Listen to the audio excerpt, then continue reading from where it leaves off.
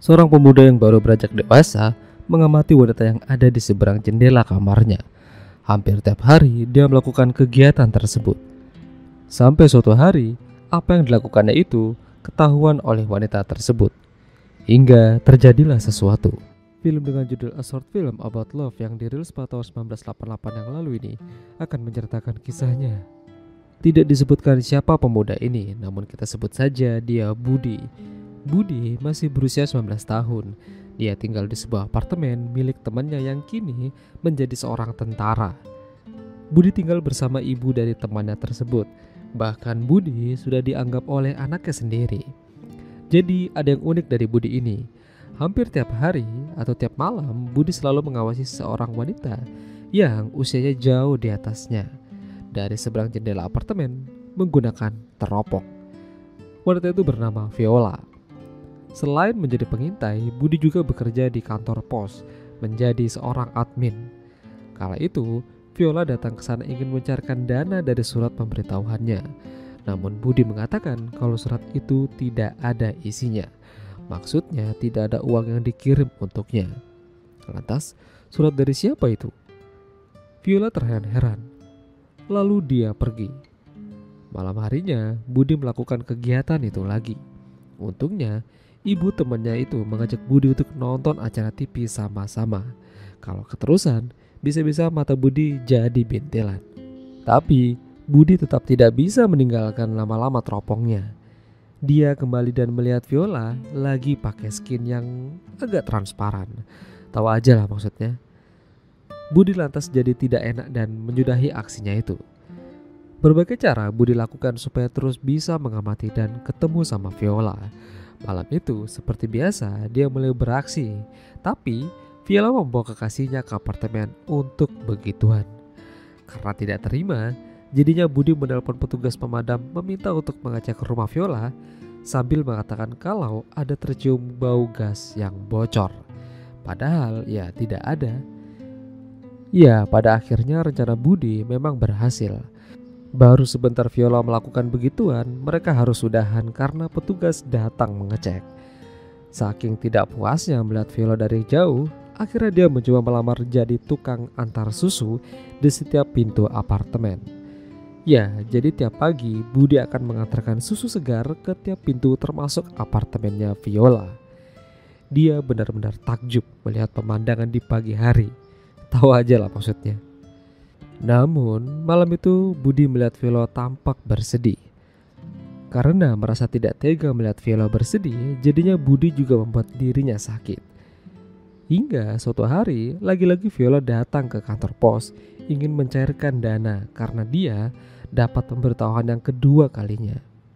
Namun Budi mengatakan tidak ada kiriman untuknya. Viola benar-benar dibuat kesal. Apa yang sebenarnya terjadi? 2 kali dia mendapat surat pemberitahuan namun tidak ada isinya. Jadi Viola ingin berbicara pada atasannya Budi. Dia ingin minta kejelasan. Padahal surat itu resmi dari kantor pos.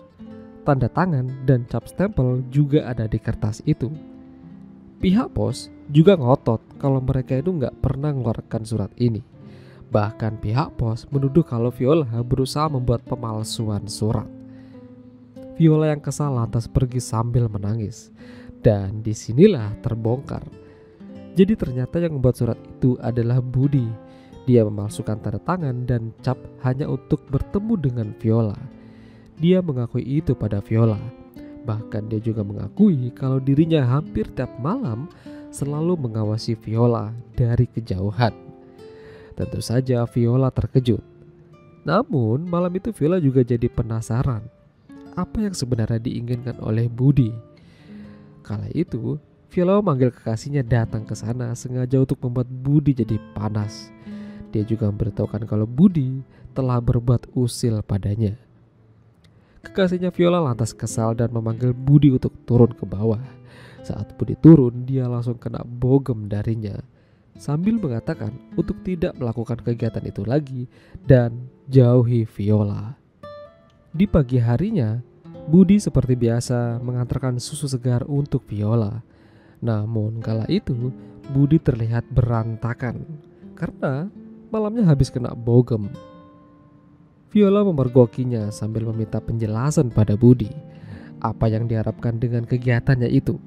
Apakah dia ingin begituan dengannya? Jawabannya adalah tidak. Budi tidak ingin apa-apa darinya. Memang aneh. Jadi, Budi ini hanya iseng, tapi diselingi perasaan ingin memiliki. Sampai pada akhirnya, Viola mengajak Budi untuk makan malam bersama di sebuah restoran. Dia ingin tahu lebih banyak tentang Budi. Budi juga tidak banyak bicara, hanya terdiam sambil memperhatikan Viola yang terus-menerus memberikan pertanyaan padanya. Malam semakin dingin dan Viola mengajak Budi untuk pulang. Namun sebelum itu, dia mengajak ke apartemennya. Ya, itu pertama kalinya Budi masuk ke sana dan melihat ruangan Viola dari dekat. Tapi dari seberang, ternyata ibu dari temannya itu memperhatikan mereka menggunakan teropong tersebut. Apa yang sebenarnya terjadi? Mengapa dia jadi ikut-ikutan?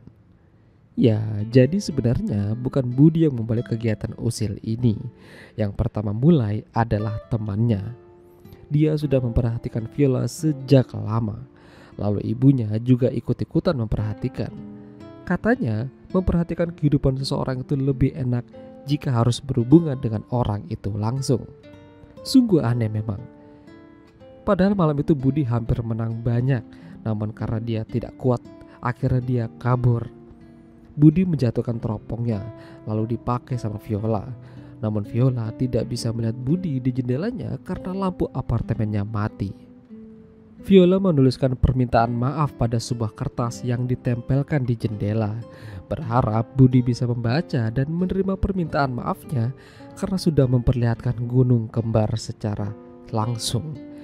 Sebagai bentuk kekesalan, Budi melukai tangannya, lalu ia dilarikan ke rumah sakit karena kehabisan banyak darah. Viola yang menyadari akan hal itu lantas ingin cari tahu apa yang sebenarnya terjadi. Ya, ibu temannya Budi itu bilang kalau Budi patah hati. Itu yang terjadi. Semenjak itu Budi tidak pernah kelihatan. Di tempat kerjanya juga tidak ada. Sampai pada akhirnya Budi pulang dari rumah sakit. Buru-buru Viola menjenguknya, namun Budi belum bisa diganggu dan hanya diam aja. Viola baru sadar betapa Budi hanya ingin melindunginya aja. Dia terpesona akan kebaikan dan kecantikannya. Viola merasa punya penggemar bayangan. Namun setelah ini, apakah Viola bisa memulihkan hati Budi yang terluka? Ya, kita semua tidak tahu. Itulah tadi alur cerita film A Short Film About Love. Jika kalian suka dengan video ini, jangan lupa untuk tinggalkan like dan sampai jumpa lagi.